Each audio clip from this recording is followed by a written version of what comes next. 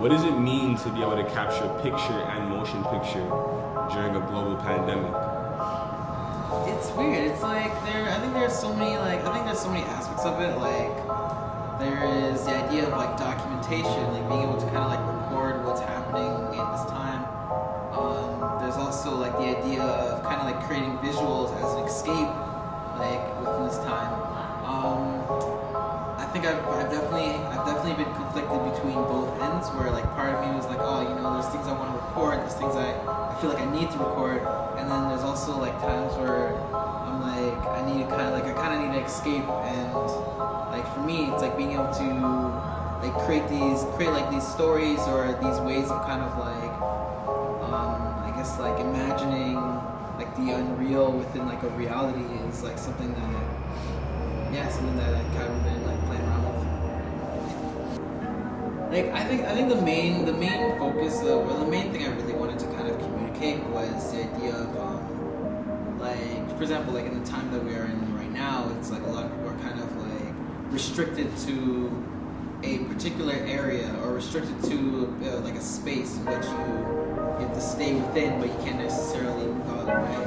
And I kind of wanted to communicate the idea of like that space still being beautiful in its own way, and just kind of like reminding myself and reminding like other people to think about just like basically just the beauty of the space that they're in.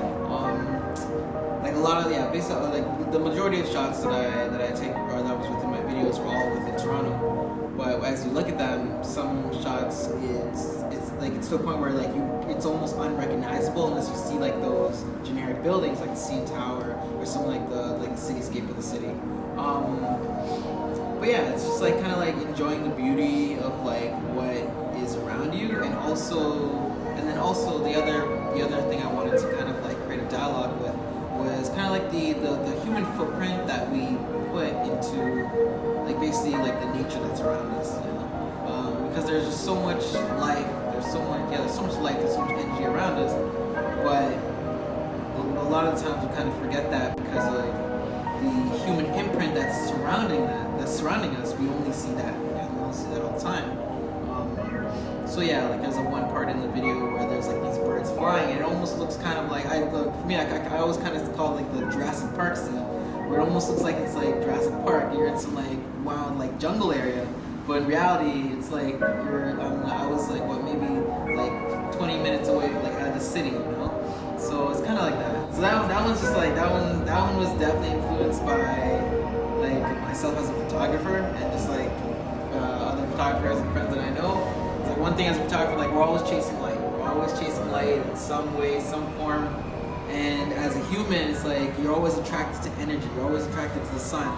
So I kind of want to like combine those two and be like, yo, chasing fire. This is like I'm always waking up early, or I'm always like finding a nice vantage point for a sunset to just be able to capture this giant like fireball that's in the sky, right?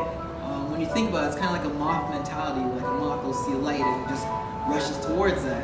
It's kind of like that. So yeah, that was kind of like the inspiration between chasing fire. Yeah.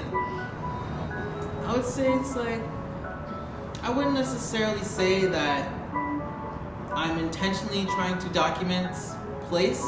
I think it's one of those things that it's kind of like, I definitely want people to interpret it, because like for me, like for my identified, like I think my definition of place is very different from your definition or someone else's definition.